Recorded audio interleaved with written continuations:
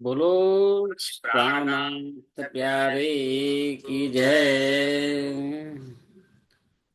वंदो सतगुरु चरण को, करु धनी प्रेम प्रणाम। अशुभ हरण मंगल करण धनी देव चंद्र जी नाम। श्री प्राणनाथ निज मूलपति, श्री महराज सुनाम। तेज कुंवर श्यामा जुगल को, पल पल करू प्रणाम। धनी जी मारा पल पल करू प्रणाम। बोलो श्री प्राणनाथ प्यारे की जय।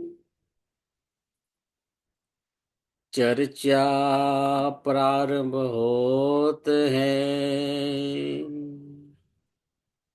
सुनो साथ चित दई। भजो राज श्यामा श्री प्राणनाथ, सखी जीवनी हमारो ये। श्री महामत कहे साथ जी, बया चर्चा का वक्त। अब तुम सुनियो चित दे, लाल आगे आए बैठे इन तखत। लाल आगे आए बैठे इन तखत। बोलो श्री प्राणनाथ प्यारे की जय। पूर्ण ब्रह्म सचिदानंद स्वरूप धाम ધણી શ્રી અક્ષરાતીત પરમાત્માની અસીમ કૃપાથી, સદગુરુ મહારાજના અપાર આશીર્વાદથી આપણે શ્રી વિતક સાહેબની ચર્ચા કરી રહ્યા છે. એમાં અત્યારે શ્રીજી દિલ્હીમાં છે, ક્ષત્રિયની હવેલીમાં. શ્રીજી અને સુંદર સાથ વિચાર વિમર્શ કરીને એક પત્ર તૈયાર કરે છે, જેને નલવાની વિતક કહેવામાં આવે છે. વિતક સાહેબની અંદર પત્રને નલવો કહે છે. અહીં સરળ ભાષામાં આપણે કહીએ કે પત્ર તૈયાર કર્યા, એની 5 કોપી તૈયાર કરી. અને આ પત્રમાં શું જણાવ્યું હતું, કઈ કઈ વિગતો હતી. તો પેલું કે છે, આ પત્રની અંદર ક્યામતના 7 નિશાન બિલકુલ સ્પષ્ટ બતાવ્યા હતા કે 7 નિશાન કયા છે, એને સમજૂતી સાથે જણાવ્યું છે. ત્યાર પછી બીજા મુદ્દામાં કહ્યું કે આ પત્રની અંદર ઇમામ મહેદી ની ઓળખ આપી કે ફરદા રોજ કો અલ્લાહ તાલા આ જગતની અંદર પ્રગટ થશે તો એ બીજું કોઈ નહીં પણ સ્વામી શ્રી પ્રાણનાથજી, કે જેમની અંદર પૂર્ણબ્રહ્મ પરમાત્માની આવેશ શક્તિ કામ કરી રહી છે, અને જેને કતેબની અંદર ઇમામ મહેદી કહેવામાં આવે છે. તો ઇમામ મહેદીના સ્વરૂપની પણ એમાં ઓળખ કરવામાં આવી કે ઇમામ મહેદી આવી ગયા છે. ત્રીજી વાત એ કરી કે ઈસા રૂહ અલ્લાહ એટલે પરમધામના શ્યામા મહારાણી ની શક્તિ, એમની સુરતા સ્વરૂપ શ્રી દેવચંદજી આ જગતની અંદર જાહેર થયા છે. તો આ કતેબ ગ્રંથની અંદર ઈસા રૂહ અલ્લાહ પ્રકટ થશે એ નિશાની આપી છે. પણ ઈસા રૂહ અલ્લાહ એટલે કોણ? ધનશ્રી દેવચંદ્રજી. ધનશ્રી દેવચંદ્રજીની અંદર શ્યામા મહારાણીની શક્તિ હતી, એટલે જાહેર થયા. ચોથો મુદ્દો બતાવ્યો કે જબરાઈલ અને અસરાફીલ આ બંને ફરિશ્તા નું પણ સાથે સાથે અવતરણ થયું છે. ખાસ કરીને આ બંને ફરિશ્તા જે છે એ અક્ષર બ્રહ્મના સત સ્વરૂપની અંદર એમનું મૂળભૂત સ્થાન છે. એટલે કહી શકાય કે આ બંને અક્ષર બ્રહ્મની શક્તિ છે. જબરાઈલ શક્તિ એટલે જોશની શક્તિ, અને અસરાફીલ શક્તિ એટલે જાગૃત બુદ્ધિની શક્તિ. તો જ્યાં જ્યાં બ્રહ્મ સૃષ્ટિ છે એ પ્રત્યેક બ્રહ્મ સૃષ્ટિની અંદર એમની સેવામાં જબરાઈલ અને અસરાફીલ આ બંને ફિરસ્તા બંને બાજુ છડી લઈને ઉભા છે. વાહ વાહ, બ્રહ્મ સૃષ્ટિનું શું મહાત્મ્ય બતાવ્યું છે અહીંયા આગળ. તો આ રીતે ચોથા મુદ્દાની અંદર આ બંને ફિરસ્તા નું અવતરણ થયું છે એની પણ સ્પષ્ટ સમજૂતી આપી. ત્યારબાદ પાંચમા મુદ્દામાં કહ્યું કે આ જે ઇમામ મહેદી પ્રગટ થયા છે, ઈસા રૂહલ્લા અને બ્રહ્મ સૃષ્ટિ, તો દજ્જાલ સાથે આ બધાનું યુદ્ધ થશે. દજ્જાલ સાથે ઇમામ મહેદી, ઈસા રૂહલ્લા અને મોમિનો સાથે યુદ્ધ થશે એની આગાહી કરી. હવે દજ્જાલ એટલે શું? દજ્જાલ એટલે આ કળિયુગ. આ કળિયુગની અંદર જ્યારે જ્યારે પણ જાગણીનું કાર્ય થાય ત્યારે જે અવરોધક પરિબળો છે એ અવરોધક પરિબળો છે એ સરળ શબ્દોમાં એમ કહી શકાય કે દજ્જાલ.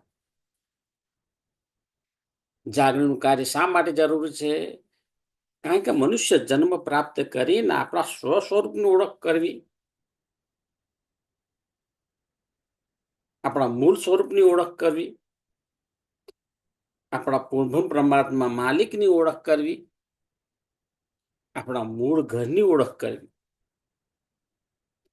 આ જે ઓળખ કરવાની જે પ્રક્રિયા છે એને જાગરણની લીલા કહેવામાં આવે, જાગરણનું કાર્ય કહેવામાં આવે. અને આ જાગરના કાર્ય સીધા થતા નથી. બહુ જ મોટા પડકારો હોય છે,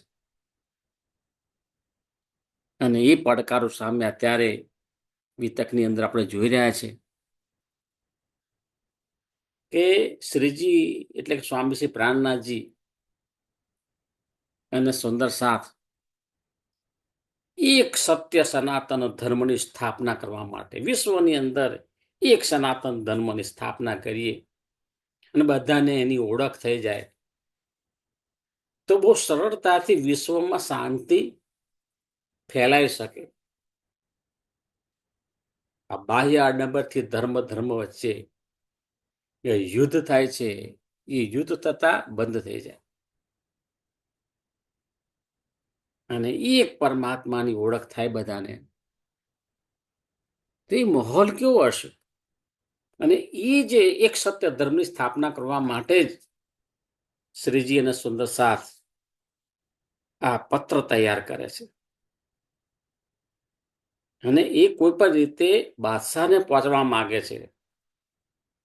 કારણ કે જો બાદશાહ આ વાત સ્વીકારે, સમજે, તો ત્યાંથી જ એવા આદેશ આપે કે જેને પરિણામે હિન્દુ ઉપર થતી યાતનાઓ બધી બંધ થઈ જાય,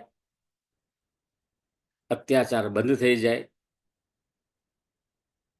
અને સાચા અર્થની અંદર ધર્મનું સ્વરૂપ બધા સમજે અને વિશ્વ શાંતિ ફેલાય.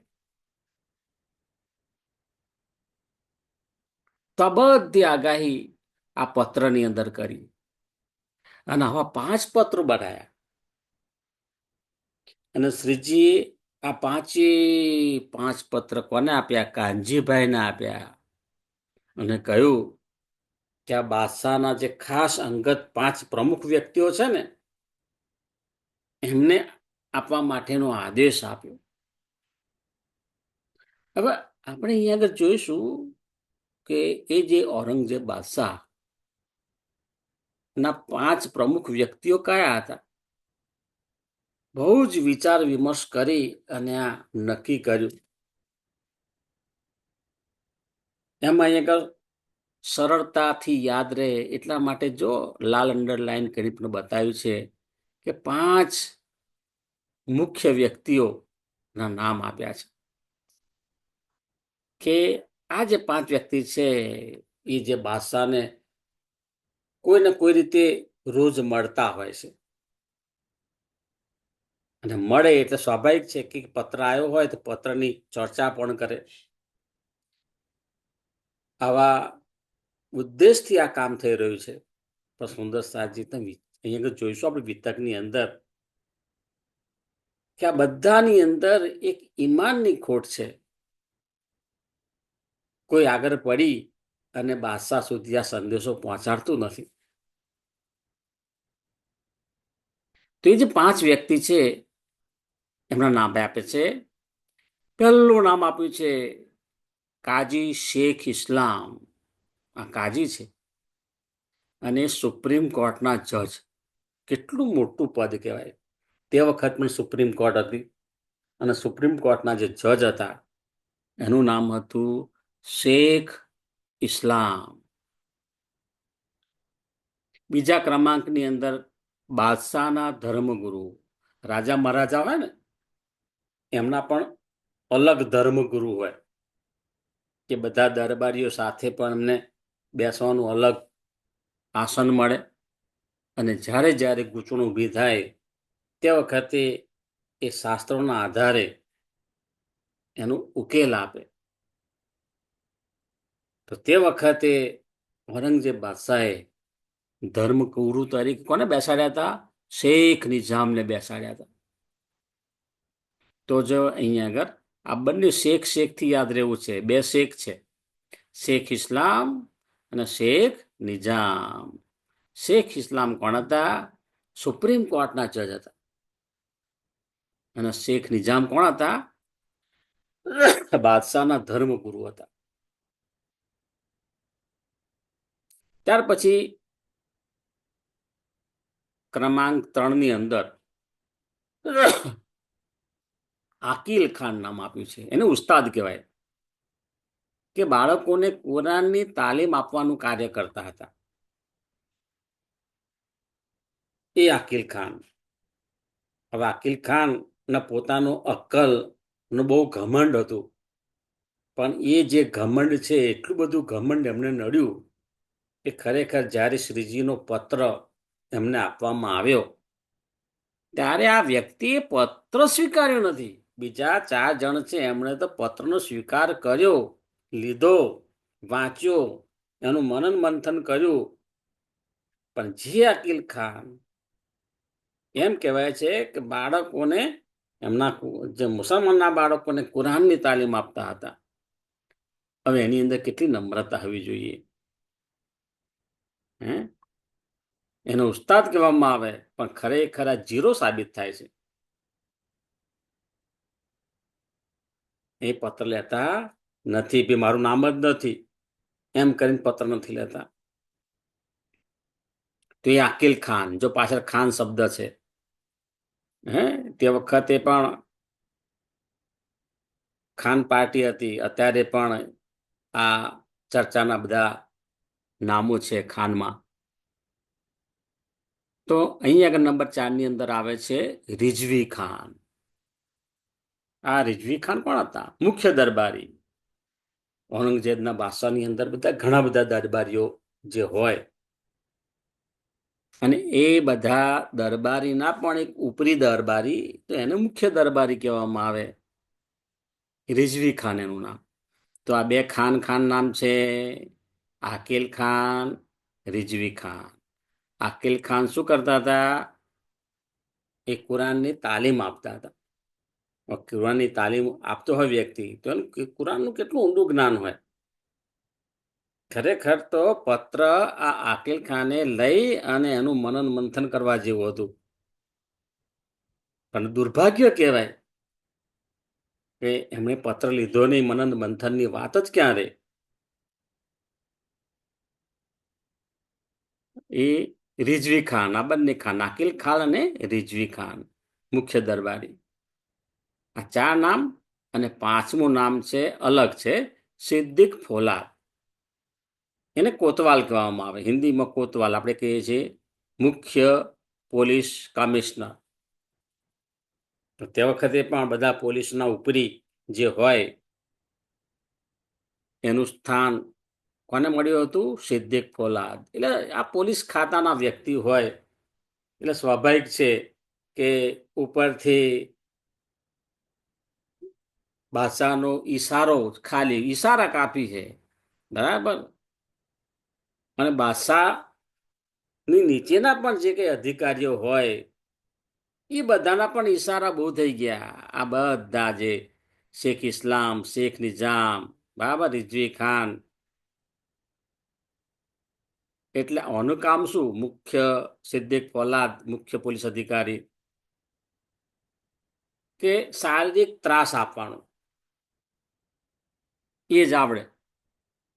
અને સ્વીકારે છે, પણ આગળ જોઈશું એ પ્રમાણિકતાથી સ્વીકારે છે કે ભાઈ અમારે તો મારઝૂડ કરવાનું કામ છે. તમે મને પત્ર આપો છો પરંતુ અમારી પાસે કોઈ જ જ્ઞાન નથી. એમ આ બાહ્ય વેશભૂષા છે ખરી, તમને લાગે કે આ મોમીન છે, આ મોમીન એટલે આપણે કહીએ ભાઈ મુસલમાન કોઈ વ્યક્તિ છે, પરંતુ નોલેજ, જ્ઞાનની બાબતમાં અમે જીરો. કારણ કે અમે સવારે ઉઠીને આ જ કામ કરતા હોઈએ, મારઝૂડનું. તો એક મને પોઝિટિવ પોઈન્ટ લાગ્યો કે પોતે સ્વીકારે છે કે આ જે કુરાનનું જ્ઞાન મારી પાસે નથી. તો આવા પાંચ વ્યક્તિ છે, એ પાંચ વ્યક્તિ, મુખ્ય વ્યક્તિ, એમને પત્ર આપવા માટેનો હુકમ શ્રીજી કરે છે. તો જો અહીં આગળ હવે કાનજીભાઈ એ પાંચે પાંચ પત્ર લઈને જાય છે. શ્રીજી કાનજીભાઈને કેટલું પ્રોટેક્શન આપે છે. શ્રીજી કાનજીભાઈ કહે છે કે શ્રીજી મને કામ સોંપ્યું, હું એકલો બધે પહોંચી વળીશ ને આપીશ. શ્રીજી કહે છે હા, પરંતુ તમારે એકલા જવાનું નથી. તમારી પાસે બીજા પણ પાંચ સુંદર સાથને મોકલે છે, એ સાથે જાય છે. પણ જ્યારે જે તે મુખ્ય વ્યક્તિને આપવાનું હોય ને તે વખતે એ દૂર એક સમૂહમાં ઉભા રહેતા હોય છે કે ભાઈ આ તો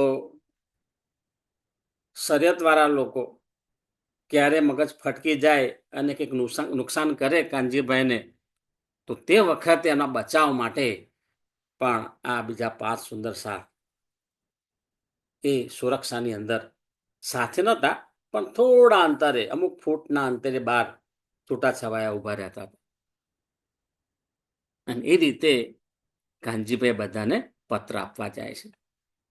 તો કે છે સૌ પ્રથમ પત્ર શેખ ઇસ્લામને આપે છે, જે સુપ્રીમ કોર્ટનો જજ છે, ઉચ્ચતમ ન્યાયાલયના ન્યાયાધીશ તરીકે એમનું પદ હતું.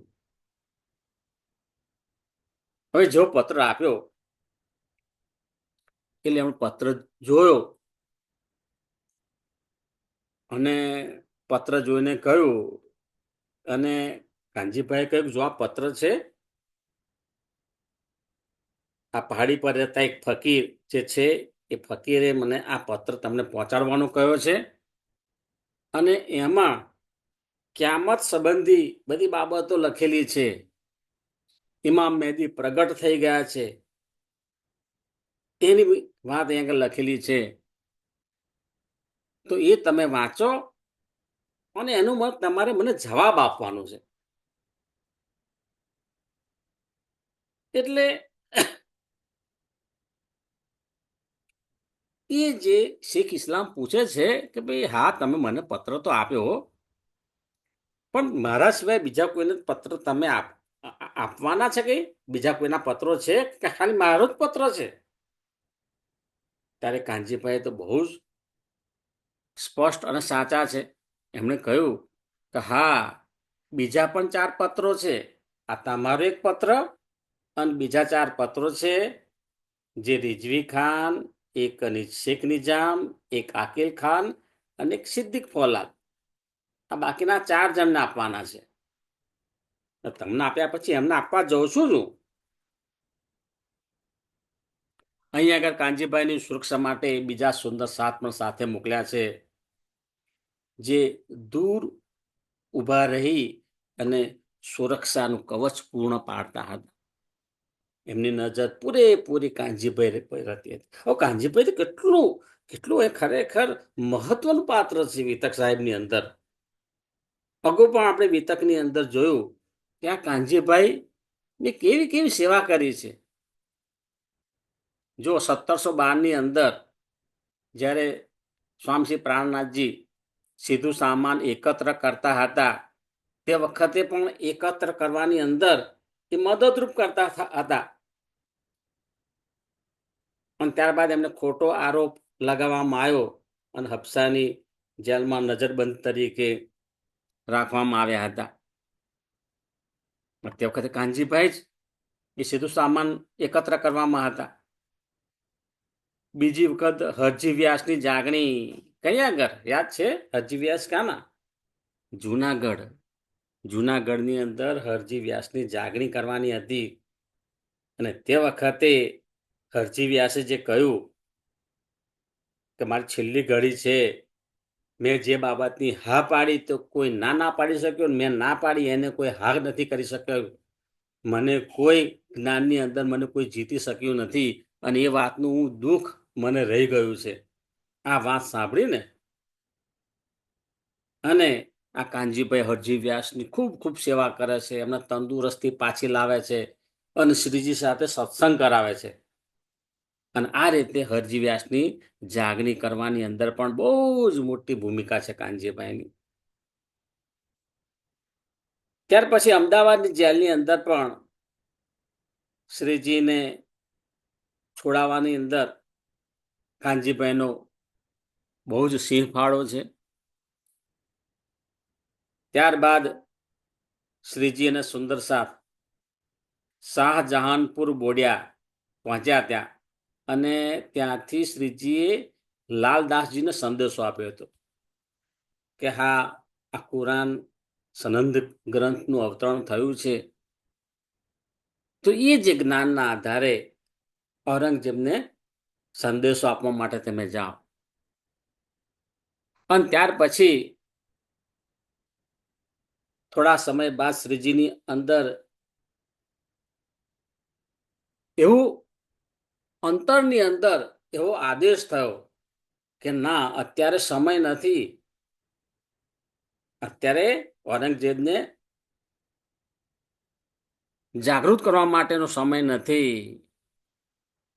તો આવો જે સંદેશો લઈને પણ કાનજીભાઈ જ ગયા હતા, દોડ્યા પાછળ અને દિલ્હીમાં જઈ અને એમને મળ્યા અને કહ્યું કે તમને શ્રીજીએ જે આદેશ આપ્યો હતો એ આદેશ અત્યારે મોકૂફ રાખવાનો છે. અત્યારે આપણે સમય નથી, યોગ્ય સમય નથી. જ્યારે યોગ્ય સમય આવશે તે વખતે જાગરણનું કાર્ય કરવાનું છે. જો આ બધી અલગ અલગ જે છે વિતક સાહેબની બધી આ ઘટનાઓ, એમાં કાનજીભાઈની ખૂબ ખૂબ ખૂબ પ્રમુખ સેવા રહી છે. એ કાનજીભાઈને દંડવત પ્રણામ કરીએ છીએ આપણે. આવા કાનજીભાઈના ગુણ આપણે લેવાના છે. આપણામાં પણ ઘણા બધા કાનજીભાઈ જેવા જાગરણનું કાર્ય કરી રહ્યા છે. નિસ્વાર્થ ભાવે એટલા આનંદથી કરે છે ને, એ પોતે આનંદની અંદર જીવન પસાર કરે છે, જીવન સાર્થક કરે છે, એમ કહી શકાય. જીવન જીવવાની મોજ લઈ રહ્યા છે, એમ પણ કહી શકાય. કારણ કે એમની દ્રષ્ટિ ખુલી ગઈ છે. અહીં આગળ આ 5 પત્રો તૈયાર કરીને 5 પ્રમુખ વ્યક્તિઓને આપવા માટે કાનજીભાઈને આપ્યા. એ ફરીથી પુનરાવર્તન કરીએ કે કાજી શેખ ઇસ્લામ સુપ્રીમ કોર્ટના જજનો એક પત્ર હતો, એક પત્ર રિઝવી ખાન મુખ્ય દરબારીનો હતો, એક પત્ર બાદશાહના ધર્મગુરુ શેખ નિજામનો હતો, એક પત્ર કુરાનને તાલીમ આપનાર આકિલ ખાન, જેનો ઉસ્તાદ કહેવામાં આવે, એમનો હતો, અને એક 5મા નંબરનો પત્ર કોતવાલ એટલે કે સિદ્દીક ફોલાદ એનું નામ, એ મુખ્ય પોલીસ હતા. તો આ 5ના પત્રો પહોંચાડવાનું કામ સોંપ્યું હતું. અને આ પત્રમાં એક અલ્લાહ તાલાની ઓળખ આપી હતી, સત્ય ધર્મના પાયાના સિદ્ધાંતો સમજાવ્યા હતા, ઇમામ મહેદીનું પ્રગટ થવું એના પુરાવા આપ્યા હતા, અને ક્યામતના 7 નિશાનોનો ઉલ્લેખ કર્યો હતો, અને એની સ્પષ્ટ સમજૂતી આપી હતી. તો સ્વાભાવિક છે કે જેના હાથમાં પત્ર આવે અને વાંચે તો પહેલામાં પહેલું તો શું થાય કે ધરતી પગ નીચેથી ધરતી સરકી જતી હોય ને એવું લાગે કે આ શું વાંચી રહ્યો છે, કારણ કે આવું જ્ઞાન ક્યારેય અમને પ્રાપ્ત થયું નથી.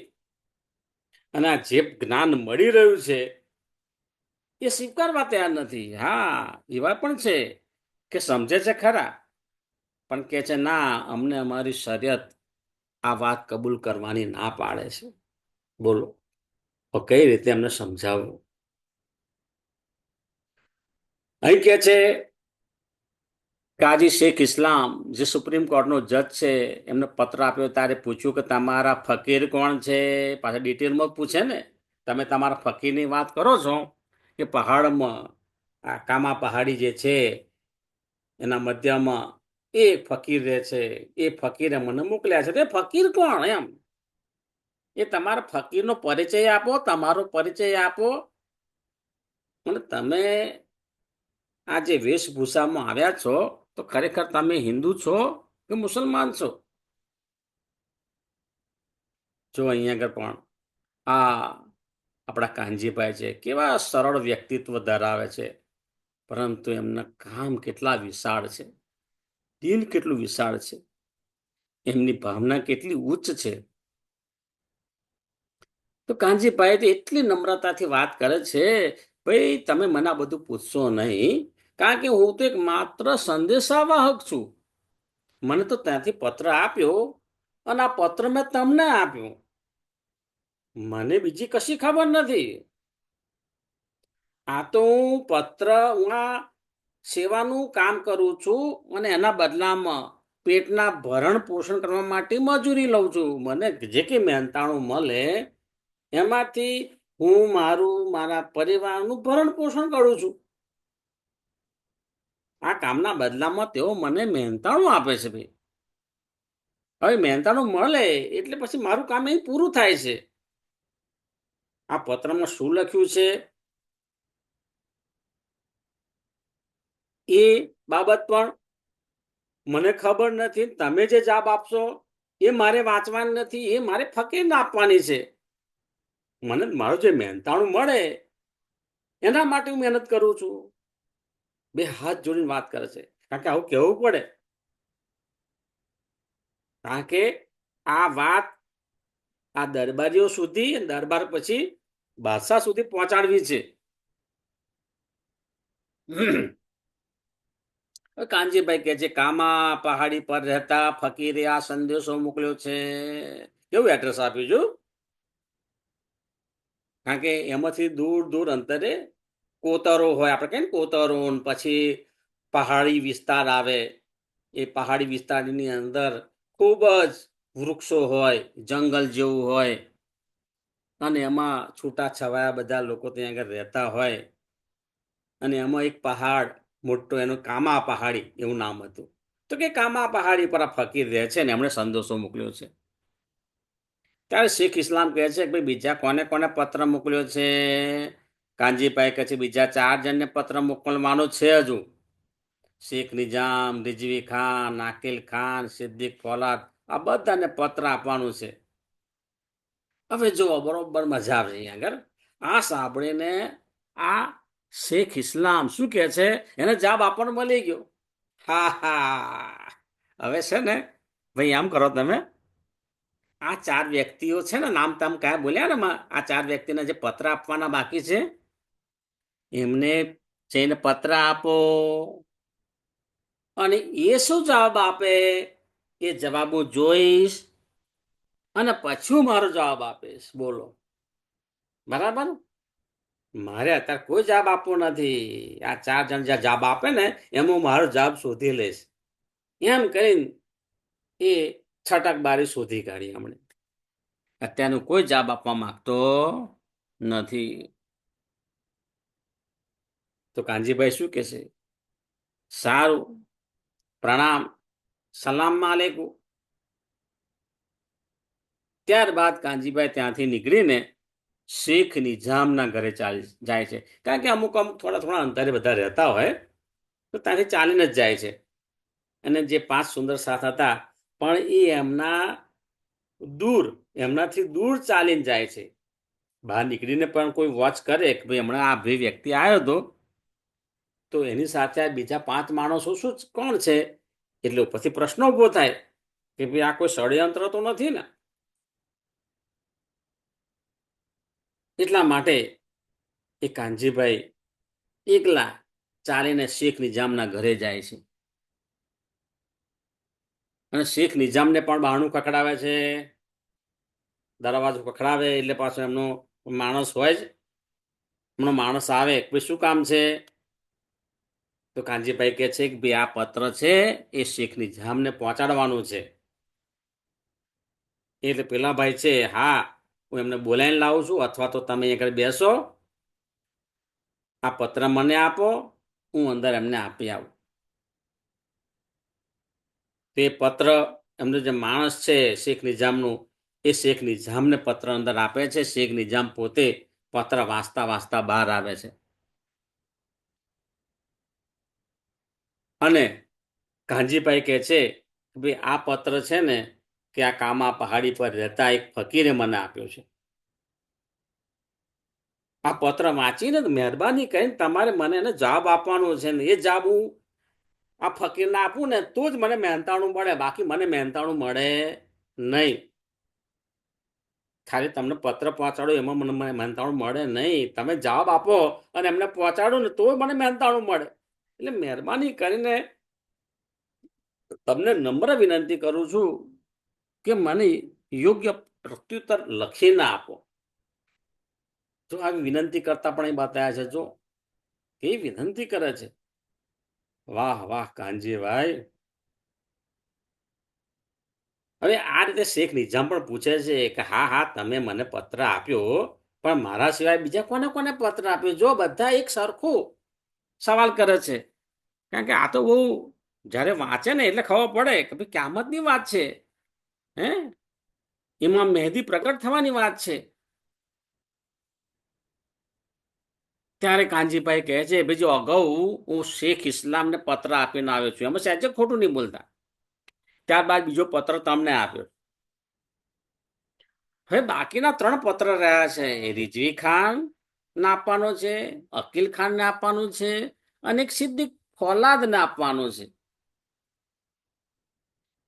હવે જો આટલું સાંભળીને શેખ નિજામ એકદમ તડુક્યા.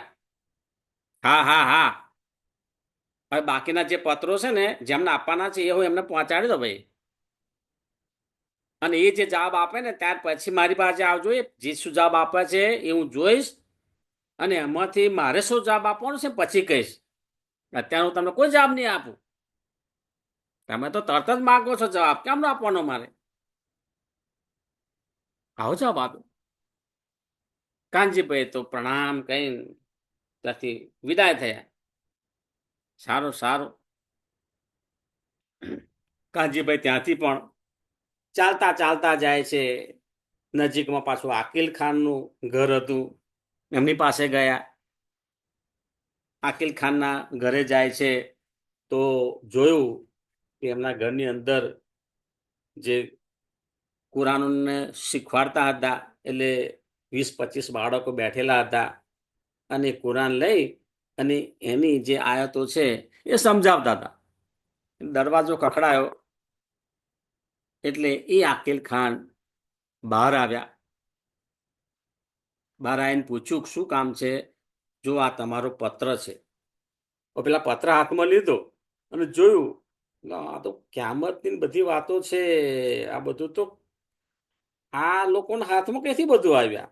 ઇમામ મહેદી પ્રગટ થયાની વાત લખે છે, ક્યામતના જાહેર થયાની વાત કરે છે. તો એને તો બહાનું કાઢ્યું. આ તમે જે પત્ર લાયા ને એમાં કોઈ જગ્યાએ મારું નામ લખેલું છે? ના, મારું નામ ઉપર લખ્યું જ નથી. તો શા માટે લો? ભાઈ, તમારું નામ નથી લખ્યું. અગાઉ પણ 2 જણ વ્યક્તિને આપ્યા, એમને કહ્યું આ તમારો પત્ર છે, એમને સ્વીકાર કર્યો છે. 5 જણને આપવાના છે, એમાં તમારું નામ છે. અને તમારે આ પત્ર જે છે એ પત્ર ખુદા તાલાએ મોકલ્યો છે એમ સમજો, અને એનો તમારે જવાબ આપવાનો છે. હવે આ આકિલ ખાન તો બહુ અક્કલવાળો, એને તો પોતાના જ્ઞાનનું અભિમાન હતું, પણ એની ખાનપાનની રહેણી કરણી અહંકારથી ભરેલી હતી. એટલે એના મગજની અંદર છટક બારી જાણે શોધી કે મારે આની અંદર પડવું નથી, મારું નામ જ નથી પેલા, હું શા માટે લઉં? જે આકિલ ખાન બાળકોને કુરાન શીખવાડવાનું કામ કરતા હતા, એમનું દુર્ભાગ્ય તો જુઓ સુંદર સાહેબજી. એટલું બધું નીચમાં નીચ દુર્ભાગ્ય કે આ પત્ર જ ના લીધો. એટલે પત્ર તમે તો કુરાનનું અધ્યયન કરો છો અને શીખવાડો છો, તો કેટલા ઊંડા તમે ઉતર્યા હોય અંદર. અને જ્યારે એની અંદર ક્યામતની વાત કરી હોય તો કેમ રસ ના જાગ્યો? ઇમામ મહેદીની વાત હોય તો કેમ ન રસ જાગ્યો કે ભાઈ શું કહેવા માંગે છે? ઈસા રૂહ અલ્લાહની વાત કરેલી હોય તો કેમ રસ ના જાગ્યો? દુર્ભાગ્ય છે. હવે આવા લોકોને જ ખુદા ખૂબ ખૂબ ફટકારે છે. ફટકાર ભર્યા શબ્દો ખુદા તરફથી આવા લોકો માટે છે. આવા લોકો માટે જ કાફર શબ્દ છે. આજે આકિલ ખાન, એની રહેણી કરણી કેવી હતી? તમોગુણી. હા, એ કુરાન શીખવાડવાનું કામ કરે, પણ શબ્દાર્થનું જ્ઞાન હતું. બાકી રહેણી કરણીની અંદર ખાવાનું ખરું, બધું બધું પીવાનું ખરું, અને ચારિત્રની બાબતની અંદર જીરો. રહેણી કરણીની અંદર એમની એવી હોય, એમના ખાનપાન એવો હોય, એને કારણે આવા લોકો ખૂબ ખૂબ અહંકારથી ભરેલા હોય. એ બાળકોને શું શીખવતું? ના પત્ર લીધો. ખૂબ ખૂબ ફટકાર છે આ લોકોને. પત્ર જ ના લીધો. કાનજીભાઈએ ઘણા સમજાયા, પરંતુ એમણે પત્ર લીધો નહીં. કાનજીભાઈએ તો પ્રણામ કહ્યું, પત્ર લઈ લીધો. તમારે ના જોતો હોય તો ફકીરને કહીશ કે આ જે આકિલ ખાન છે, એમણે આપનો પત્રનો સ્વીકાર કર્યો નથી, અને તે વખતે અલ્લાહ તાલાનો જવાબ તમારે આપવો પડશે. એટલે તમે મોટો ગુનો કરી રહ્યા છો. પણ એમણે પૂછ્યું ખરું કે તમારા જે ફકીર છે એ ફકીરનું નામ તો બતાવો. કારણ કે આકિલ ખાન છે, અક્કલ વાપરે છે. કાનજીભાઈ પણ દબાયું, ભાઈ જો એ કામા પહાડીમાં રહે છે ને એ ફકીર, એ ફકીરનું નામ છે સૈયદ મોહમ્મદ ઇબ્ન એ ઇસ્લામ. કેટલું લાંબુ નામ કહ્યું છો. હા હા કાકા, એ કાનજીભાઈ એ પાછા પડ્યા નતા. ભાઈ નામ જાણવું છે તો નામ તમને કહ્યું, ચલો નામ બનાવી દીધું, સૈયદ મોહમ્મદ ઇબ્ન એ ઇસ્લામ. એ એમનું નામ છે. પેલો જોતો જ રહી ગયો, આટલું લાંબુ નામ છે, અને પહાડમાં એકાંતમાં રહે છે, ને એમણે આ પત્ર મોકલ્યો છે. અને જે પત્ર તમે લેવાની ના પડી રહ્યા છો, આટલું બધું સમજાવવા છતાં પણ આકિલ ખાન એ પત્રનો સ્વીકાર કરતો નથી. ધિક્કાર છે, ધિક્કાર છે એ આકિલ ખાનને. કાનજીભાઈ તો પોતાની નિષ્ઠાથી જે સદગુરુ મહારાજે, જે સ્વામી શ્રી પ્રાણનાથજી આદેશ આપ્યો હતો, એ આદેશ પૂર્ણ કરવા માટે ત્યાંથી ચાલીને કાનજીભાઈ ક્યાં જાય છે? કાનજીભાઈ રિઝવી ખાનને પત્ર આપવામાં જાય છે. રિઝવી ખાનને પણ આ તે પત્ર આપે છે. રિઝવી ખાન પણ આ જ સવાલ પૂછે છે, ભાઈ તમે મને તો પત્ર આપ્યો, પણ બીજા કોને કોને પત્ર આપ્યો? તે કહ્યું કે અગાઉ 3 જણને પત્ર આપ્યો, એમાં ચોથા નંબરમાં એમાં જે આકિલ ખાન છે એમણે પત્ર લીધો નથી. હવે ચોથા નંબરની અંદર તમને પત્ર આપું છું અને તમારા પછી હજુ એક પત્ર બાકી રહે છે, એ છેલ્લે સિદ્દીક પોલાદ જે કોતવાલ છે એમને આપવાનું છે. કારણ કે ત્યાં સુધી એમનો પત્ર જોઈ લીધો, પણ પત્રમાં જોયું આ તો ક્યામતના નિશાનીની વાત કરેલી છે, એમાં મહેદી પ્રકટ થવાની વાત કરી છે, ઈસા રૂહ અલ્લાહ ના જાહેર થવાની વાત કરી છે.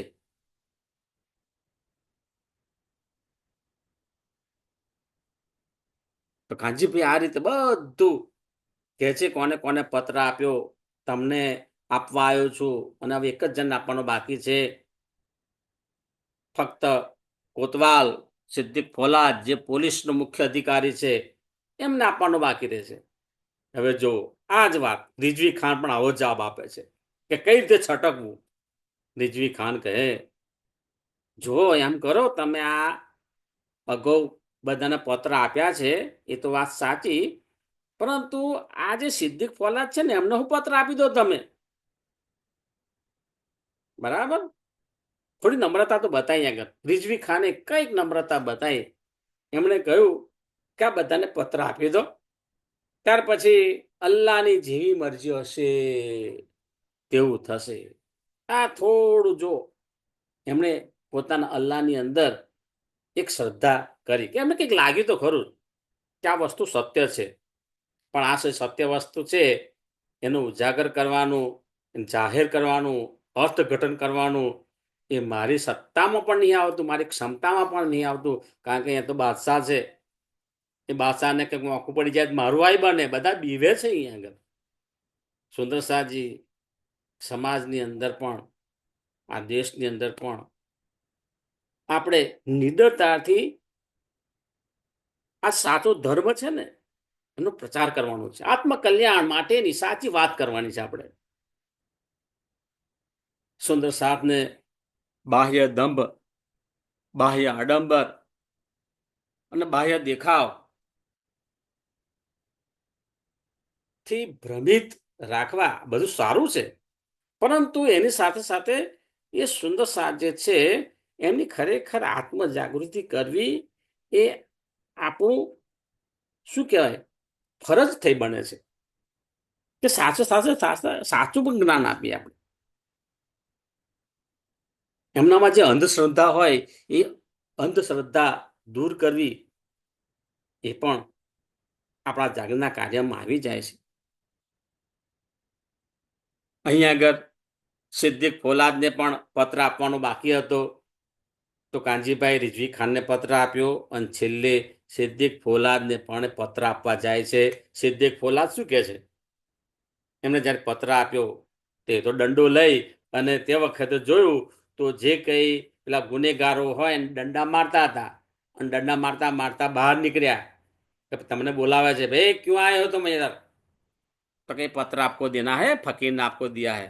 આમ પત્ર લીધો અને એમાં જોયું ક્યામતના નિશાનો ની વાત લખેલી છે, ઇમામ મહેદીની વાત છે, રૂહુલ ઇસાલ્લાહની વાત કરેલી છે, ફિરસ્તાઓની વાત કરેલી છે. આ બધું જાહેર ક્યામતનો સમય આવી ગયો છે. આ બધી બાબતો જોઈ અને કારણ કે એના મગજમાં તો આ બધું જ્ઞાન હતું જ નહીં, પણ શબ્દો બધા લાગ્યા કે આ શબ્દો સાંભળવા મળ્યા છે ખરા. અને પછી કહ્યું કે ભાઈ આ જે છે આના અનુસંધાનમાં તમે મને જવાબ લખીને આપો તો હું એ કામા પહાડીમાં રહેતા ફકીર છે એમને આપું તો મને મહેનતાણું મળે, બાકી મને મહેનતાણું મળે નહીં. તો તમને નંબર વિનંતી કરું છું કે મને તમે મને ઉત્તર લખીને આપો. હવે આ સિદ્દીક ફલાદ શું કહે છે, એટલે ભાઈ તમને ખબર છે મારું કામ તો આ દંડા મારવાનું છે, સવારથી સાંજ આ જે કે ગુનાગારો છે એમને પકડવાના, દંડા મારવાના, બધા સજા કરવાની. મેં ક્યારેય અધ્યયન કર્યું જ નથી આ બધું. મારાથી હું કઈ રીતે જવાબ આપી શકું? આનો જવાબ તો જે કે કાજી હોય એ આપી શકે, અથવા તો બાદશાહ ખુદ આનું અધ્યયન કરે છે એ એનો જવાબ આપી શકે. અને મારાથી કંઈક આડું અવળું કદાચ બોલે જાય ને તો મને તો ભારે પડી જાય. કારણ કે આ બધાએ ઓળખતા ઔરંગઝેબ બાદશાહનો સ્વભાવ કેવો હતો એ. એટલે કોઈ રિસ્ક લેવા તૈયાર નહીં. એટલે આ જે સિદ્દીક ફોલાદે તો ના પાડી દીધી. મેં મારું કામ નથી, મારું કામ છે બધા સજા આપવાનું. બાકી આ જે ધર્મ ગ્રંથનું અધ્યયન કરવું, એમાં ત્યાં સવાલના જવાબ આપવા, એ મારા કામમાં આવતું નથી. મારી ક્ષમતા બહારની વાત છે, સ્વીકાર લીધી એ મોટી વાત છે. સુંદર સાચે આ સ્વીકારવું એ પણ મોટી વાત છે. સ્વીકાર લીધું ભાઈ મારા ગજા બહારની વાત છે. અને તમે બધાને પત્ર આપ્યા છે. ભગવાનની અલ્લાહની જેવી મરજી હશે એવું થશે. જો આ રીતે કાનજીભાઈ પાંચે પાંચ મુખ્ય વ્યક્તિઓને પત્ર આપી દીધા. અહીંયા આગળ ફોટોગ્રાફ બતાવ્યો છે. જો આ કાનજીભાઈ કેટલા સરળ દેખાય છે, પરંતુ કેટલી મજબૂતીથી કાર્ય કરી રહ્યા છે. જ પણ એક લેશ માત્ર ડર નથી. સંપૂર્ણ નિષ્કામ ભાવે એ પોતાની ફરજ બજાવી રહ્યા છે. અને એ બતાવ્યા છે કાજી શેખ ઇસ્લામ સુપ્રીમ કોર્ટના જજ, બીજા ક્રમની અંદર બાદશાહના ધર્મગુરુ શેખ નિજામ, ત્રીજા ક્રમની અંદર કુરાનની તાલીમ આપનાર આકિલ ખાન જેને પોતાની અક્કલનું બહુ અભિમાન છે, પરંતુ દુર્ભાગ્યવશ આ વ્યક્તિએ શ્રીજીનો પત્ર હાથમાં લઈને પાછો આપી દીધો. સ્વીકાર્યો નહીં કે મારું નામ ક્યાં છે. આ રિઝવી ખાન મુખ્ય દરબારી, આના કોતવાલ સિદ્દીક ફોલાદ મુખ્ય પોલીસ અધિકારી, આ પાંચેને આ પત્ર કાનજીભાઈએ આપ્યા. અને આ કાનજીભાઈ એ વિતક સાહેબની અંદર એમનો સેવાની અંદર ખૂબ ખૂબ ખૂબ ખૂબ મોટો ફાળો છે. આ કાનજીભાઈની સેવાને આપણે હૃદયથી દંડવત પ્રણામ કરીએ છીએ. બોલો શ્રી પ્રાણનાથ પ્યારી કી જય, સદગુરુ મહારાજ કી જય, કૃષ્ણ કનૈયા લાલ કી જય. પ્રણામ સુંદર સાજીના ચરણોમાં મારા કોટાન કોટી પ્રણામે.